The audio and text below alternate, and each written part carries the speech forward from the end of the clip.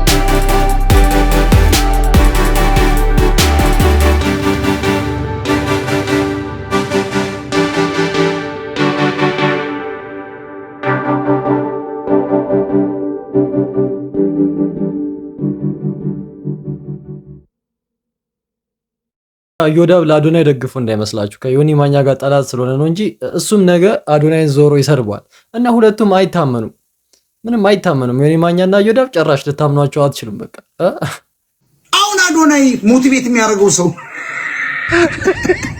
እኔ የሚገቡት ሰዎች ማየት ነው ያፈቀው ነው ፎቶአቸው ነው ከሱ ያነሰ ሰው ሞቲቬት የሚደረግ ካለ ተመልከቱ። የአዶናይ እናት እኮ ለመቄዶንያ $250,000 ነው የሰጠች። ከየት አመጣች ሴትዮ? ከየት ነው የሚያመጡት? ንገሩን። ተጋዳላች አንድ ደግሞ አለ ሊያገባው ነው። ቀለበቱ መቼ ነው እንድትጠሩኝ? ሲያገባው እንዳትረሱ። ኪንግ ነው የሚባል ሱፍ አሰፍቶ ሄደው ፒንክ ለምን አላረከውም? ግን ኪንጎ ኮትን ባይዘው ፒንክ ማድረግ ነበረበት። አዶናይ ጋር ስትሄድ እናቴ እያሳጠበችው ነው ሱፉን። አሜሪካን ሀገር እየኖርክ እናቴ ሱፉን ታሳጥባለች። ሞጣ ራሱ ትኬት ቆርጧል የተባለ ነው። እዚህ ጋር ላይቭ ላይ መጥቶ እንደዚህ ይላል እንጂ ትኬት ቆርጧል፣ ተደብቆ ሊገባ አስቧል የተባለ ነው። አርቲስቶቹ በቁጥጥር ስር ላይ ውለዋል። መንሱር ጀማል፣ ሰራዊት ፍቅሬ፣ ዳንኤል ተገኝ ጨምሮ በርካታ አርቲስቶች በቁጥጥር ስር ላይ ውለዋል። ደጋረገ አሁን ጥሩ ነው። እናንተ ታዋቂ ሰዎች አርቲስቶች ገንዘብ ሲሰጣችሁ ያላችሁ ሰውን አትብሉት። መጀመሪያ አጣሩ። ምንድነው ድርጅቱ? ምንድነው ዓላማው? ገንዘብ ይበላል ወይ አይበላም ወይ? ለህዝብ ኑር፣ ለገንዘብ ብቻ አትኑር። ብራዘር መታሰር አለብህ፣ መጠየቅ አለብህ። በአንተ ምክንያት ነው ህዝቡ የተበላው። አንተን አምኖ ነው። ህዝቡም አትመኑ እንደዚህ አይነት አርቲስት ምናምን። ይሄ እውነት ነው። አጣሩ። ድርጅቱ ምንድነው የሚሰራው የሚለውን ማጣራት አለባችሁ። ህዝቡ ደግሞ በጣም ያምናል። እንደዚህ አርቲስቶች መጥተው እንደዚህ ምናምን ሲሉ አርቲስት ሆነው እንዴት እንደዚህ ያደርጋሉ ብሎ ስለሚያስቡ ህዝቡ በቃ አንተን ገንዘቡን ምናምን እንትን ያደርጋል። ያው አሁን ተበልቷል፣ ብዙ ሰው በፊንቴክ ተበልቷል እየተባለ ነበረ። ያው በመጨረሻም እስር ቤት ገብቷል። በእነዚህ ምክንያት ነው ገንዘባቸውን የተበሉት ምናምን ተብሎ ማለት ነው። በዛሬዋ ቀን አርቲስቶችን ፈልጋ አታገኝም። አርቲስትን አይደለም መንሱር ጀማልን እንኳን ፈልጋ አታገኝም። እነ ሰለሞን ቦጋለ፣ እነ ሰራዊት ፍቅሬ ምናምን ይሄ መኪና ወስደው ህዝቡ ሲያጭበረብሩ የነበሩ ሰዎች ሁሉ ፍትህ ሚኒስተር ዛሬ በ20ኛ ቪዲዮ ላመሰግንሽ ነውና በጣም ዛሬ እናመሰግናለን። ትላንት ፍትህ ሚኒስተር ላይ ሰልፍ አድርገው ነበር ፊንቴክ ላይ የተጭበረበሩ ሰዎችና ዛሬ ተጠቅልለው እስር ቤት ገብተዋልና ዛሬ እስር ቤቱ ነው ሴሌብሪቲ የሚደረገውና በጣም እናመሰግናለን። ፌደራል ፖሊስ ላደረጋችሁ ነገር እናመሰግናለን። ያልታሰራችሁ ሰዎች እነ ካርጅ ምናምን ካልታሰራችሁ ሮጣችሁ ፌደራል ፖሊስ ጋር ብትሄዱ ይሻላል። ምንም ምርጫ የላችሁምና የደሃ እንባ ዛሬ የተካሰበት ቀን ነውና ዛሬ ሴሌብሬት የሚደረግበት ቀን ነው። ብዙ ጭቅጭቅ አንፈልግም። ዛሬ ፏ ብለናል። ሁላችንም ፏ በሉ። የደሃ እንባ ታብሷል። ሰለሞን ቦጋለ እድሜ ልኩ መታሰር ያለበት ሰው እያለቀሰ ነው ህዝቡን ያጭበረበረው። የልቡ ማን ብሎ ያጭበርብሯል። እንደገና በፊንቴክ አጭበርብሯል እና ማጭበርበር ላይፉ አድርጎታልና እነ ሰራዊት ፍቅሬ ዛሬ ካጣቻቸው እስር ቤት ናቸውና እዛው እስር ቤት ምግብ ይዛችሁ ሂዱ። ምሽታችሁ የተባረከው።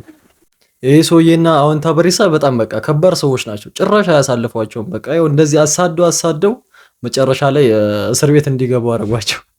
በጣም በቃ እንትን እያሉ ነበር። በጣም ቪዲዮ እየሰሩ ነበር። እንደዚህ ህዝቡን እያጭበረበሩ ነው ምናምን እያሉ ነበር ከዚህ በፊትና ይኸው በመጨረሻ እስር ቤት አስገቧቸው። በጣም አደገኛ ናቸው እነዚህ።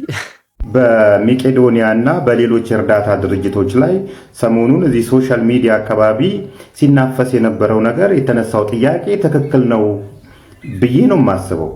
ምክንያቱም ከተነሱ ሀሳቦች መካከል የሁለቱን እንኳን ብናየው የመጀመሪያው እንደዚህ መቄዶንያ ያሉ የእርዳታ ድርጅቶች ከልመና ይውጡ ነው። ሙሉ ለሙሉ ከልመና መውጣት አይችልም። ቢያንስ የሆነ ገቢያቸውን ራሳቸው ያመንጩ ነው። ይሄ ሐሳብ መቄዶንያን ከመጥላት ወይንም ክፋት ከማሰብ የመነጨ አይደለም።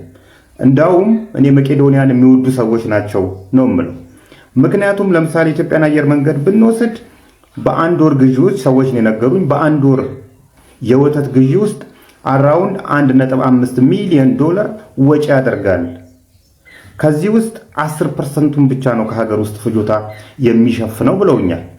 90% መሸፈን ቢቻል እንኳን ምን ያህል ገቢ ማግኘት ይቻላል? ስለዚህ እንደነ መቄዶንያ ያሉ የእርዳታ ድርጅቶች ዲያሪ ላይ ቢሰማሩ አንድ እዛ ጋር የሚረዱ ሰዎች የተረጂነት መንፈስ እንዳይኖራቸው ያደርጋል። የራሳቸው ገቢን ያመነጫሉ። ስለዚህ ሁል ጊዜ እርዳታ ጥገኛ ከመሆን የራስን ገቢ ማመንጨት ይገባቸዋል ማለት ከክፋት የመነጨ አይደለም። በፍጹም ሊሆንም አይችልም። ክፋት ነው ብለው የሚያወሩ እንደነ ባሮክ ያሉ ሰዎች የበለጡ እነዚህ ሰዎች እንደነ መቄዶንያ ያሉ የእርዳታ ድርጅቶችን ይወዷቸዋል ብዬ አስባለሁ። ሌላኛው በቦርድ ይመራ ነው፣ ኦዲተብል ይሁን ነው። አንድ የእርዳታ ድርጅት ስትራክቸር ይኑረው ብሎ ጥያቄ ማንሳት ይሄም ከክፋት የመነጨ አይደለም። ምክንያቱም በአንድ ሰው የሚመራ ነን ፕሮፊት ኦርጋናይዜሽን ያ ሰውዬ የሆነ ነገር ችግር ቢያጋጥመው አብሮት ይፈርሳሉ። እንደዚህ አይነት ድርጅቶች ለሁሉም ነው የሚሆነው። ባይዘ ይሄ ለመቄዶንያ ብቻ ሳይሆን ለፕሮፊት ኦርጋናይዜሽንም ነን ፕሮፊት ኦርጋናይዜሽንም ይሄ ይሆናል። ካምፓኒዎች አንድ ሰው ላይ የተንጠለጠሉ መሆን የለባቸውም። አንድ ሰው ላይ ተንጠለጠሉ ከሆነ ያ ሰውዬ እስካለ ድረስ ብቻ ነው እነዚህ ኤንቲቲዎች የሚኖሩት። ስለዚህ በቦርድ ይሞራ፣ ስትራክቸር ይኑረው፣ ኦዲተብል የሚሆንበት ወይ ይፈጠር ማለት ሀሳቡ ጥሩ ይመስለኛል። እኔ በቃ ከእርዳታ ወጥተው የሆነ ነገር ገቢ ማግኛ ነገር ቢፈጠርላቸው አሪፍ ነው። ሁሌ እንደዚህ የተጠየቀ ከሰው እኔ ከባድ ይመስለኛል። ሰበር ዜና፣ ሰራዊት ፍቅሬና መንሱር ጀማልን ጨምሮ 6 ሰዎች በፌደራል ፖሊስ ቁጥጥር ስር ዋሉ። ታዋቂ ሰዎች ናቸው። መኪና አስመጣለሁ በሚል በርካታ ሰዎችን ካጭበረበረው ህዝብ እያለቀሰበት ካለው ፊንቴክ ጋር በተያያዘ የተለያዩ ማስታወቂያዎች ሲሰሩ የነበሩትና ማህበረሰብ እነሱን ተከትሎ ገንዘቡን እንዲያወጣ አድርገዋል ተብለው የተጠረጠሩት እነ ሰራዊት ፍቅሬ በቁጥጥር ስር ውለዋል ዛሬ በፌዴራል ፖሊስ።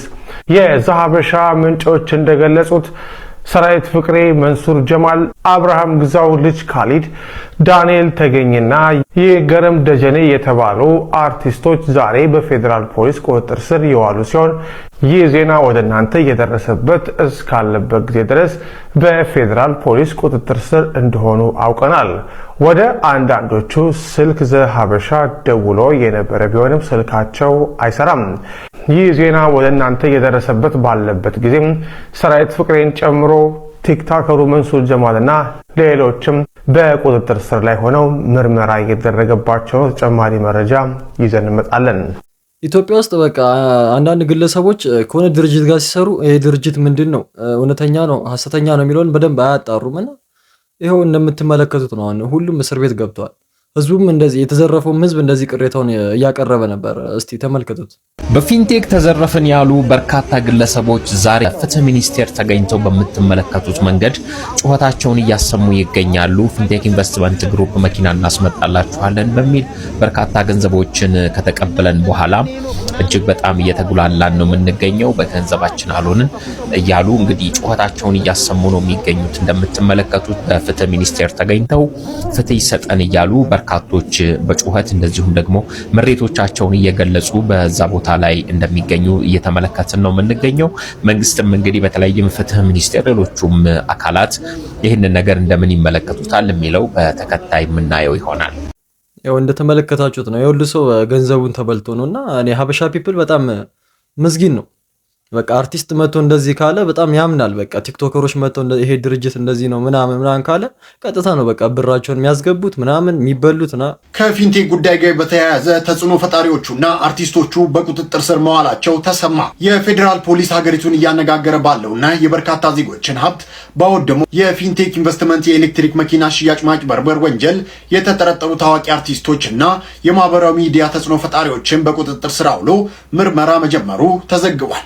በዚህም መሰረት አንጋፋው አርቲስትና የማስታወቂያ ባለሙያ ሰራዊት ፍቅሬ፣ አርቲስት ዳንኤል ተገኝ፣ አርቲስት ይገረም ደጀኔ፣ አርቲስት አብርሃም ግዛው እንዲሁም በቲክቶክ እና በማህበራዊ ሚዲያ ሰፊ ተከታይ ያላቸው መንሱር ጀማል እና ወንድም ካሊድ በቁጥጥር ስር ከዋሉት መካከል ይገኙበታል። ዜናው እስከተጠናከረበት ጊዜ ድረስ እነዚህ ግለሰቦች በዋስም ሆነ በነፃ ያልተለቀቁ ሲሆን ፖሊስ በጉዳዩ ላይ ጥብቅ ምርመራ እያካሄደ ይገኛል ሲል ዛሀበሻ አስነብቧል። እነ አርቲስት ሰራዊት ፍቅሬ እንዴት ነበር በቁጥጥር ስር የዋሉት?